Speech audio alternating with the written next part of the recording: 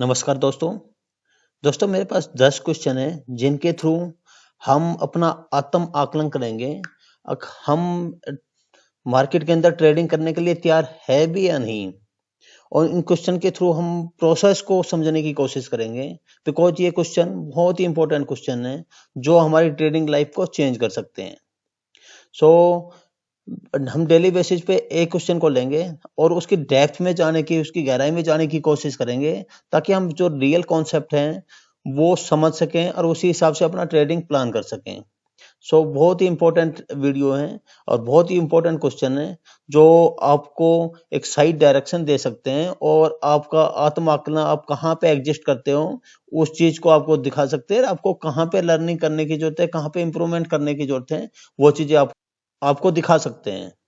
सो मेरा जो पहला क्वेश्चन है, do you know the psychological impact on trading profession. तो ये साइकोलॉजिकल इम्पैक्ट होता क्या है? साइकोलॉजिकल जो इम्पैक्ट होता है वो सिर्फ हमारे जो इमोशंस होते हैं, हमारा ग्रेड हो गया और हमारा फियर हो गया, ये दोनों बहुत ही बैडली हमारे जो ट्रेडिंग प्लान होते हैं, ट्रेडिंग स्ट्रेटजी होती है और जो हमारे टारगेट होते हैं उनको बैडली इम्पैक्ट करते हैं। सो बहुत ही जरूरी है अपने ट्रेडिंग प्लान से बिल्कुल दूर कर दें। इसके अंदर दो कंडीशन बनती हैं।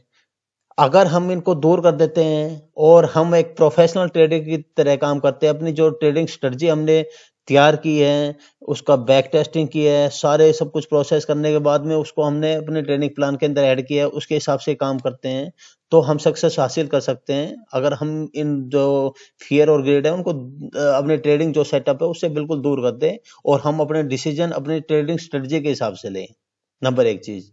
नंबर दूसरी चीज, अगर ये हमारे ऊपर हावी हो जाती है, हमारा जो ग्रेड और फियर हमारे ऊपर हावी हो जाता है, तो ये हमारी जो फाइनेंशियल है, जितने भी जो भी हमारी सेविंग है उसको बैडली हमारे ट्रेडिंग सेटअप को बिल्कुल खत्म कर सकती है। सो चॉइस हमारे पास है, अगर हम इनको दूर कर देते हैं हम सक्सेस हासिल कर सकते हैं, और ये हमारे ऊपर काबू करती है तो ये उस केस में हमें बिल्कुल तबाह कर सकती है। सो इसका हम प्रैक्टिकल एग्जांपल लेंगे। ये एग्जाम्पल के थ्रू हम समझना चाहेंगे कि ये कैसे काम करती है। दोनों दो दो एग्जाम्पल लेंगे, दो ग्रेड के और दो फियर के। सो अज्यूम करो हमने एक स्टॉक को बाय किया है यहाँ पे, उसके बाद में हमने स्टॉप लॉस ऐड कर दिया और उसका टारगेट प्लान कर दिया। तो हमारी स्ट्रेटजी के हिसाब से हमें ये चीज फॉलो करनी है किसी भी हालत में, बिकॉज जो कुछ भी हमने यहाँ पे प्लान किया, जो बाय किया है वो भी एक लॉजिकल लोकेशन पे बाय किया है, स्टॉप लॉस भी एक लॉजिकल पॉइंट के ऊपर ऐड किया है, टारगेट भी हमने एक लॉजिकल टारगेट लिए है। सो क्या होता है जनरली, जब स्टॉक नीचे की तरफ जाता है, इस पॉइंट पे जाता है, थोड़ा सा और नीचे जाता है, तो उस केस में हम घबराहट के कारण क्या होता है, हम स्टॉप लॉस की वेट नहीं करते और यहाँ से इस पॉइंट पे या इस पॉइंट के ऊपर एग्जिट कर देते हैं। तो सबसे पहली गलती जो वह है उसका एक एग्जांपल ये हो गया।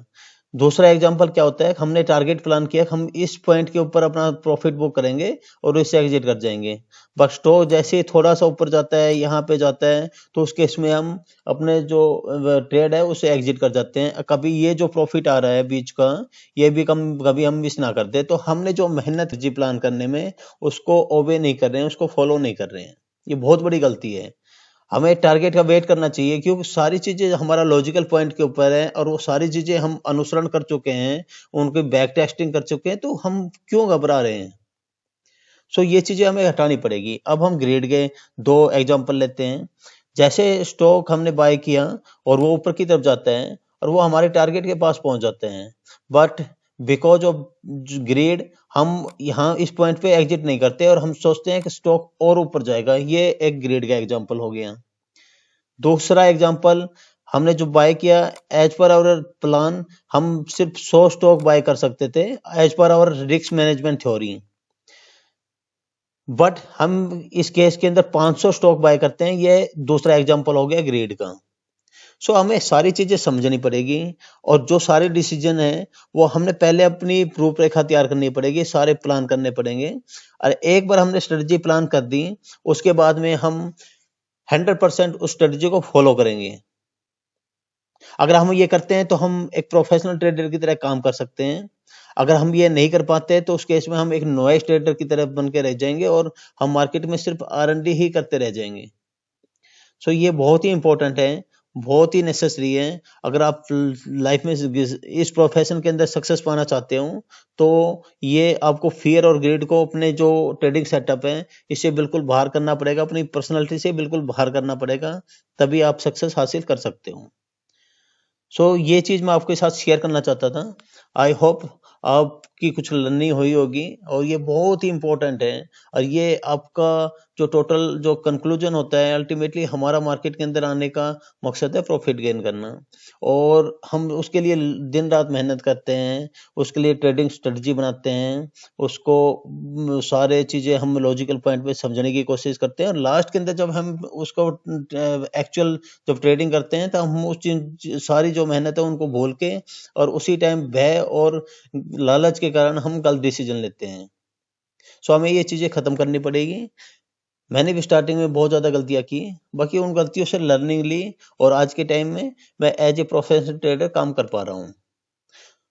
यही मेरी आप लोगों से एक सुझाव है, आप भी इन चीजों को अवॉइड करो और एक प्रोफेशनल ट्रेडर की तरह काम करो और मार्केट से एक लॉजिकल वे के अंदर कंसिस्टेंट प्रॉफिट बनाने की कोशिश करो।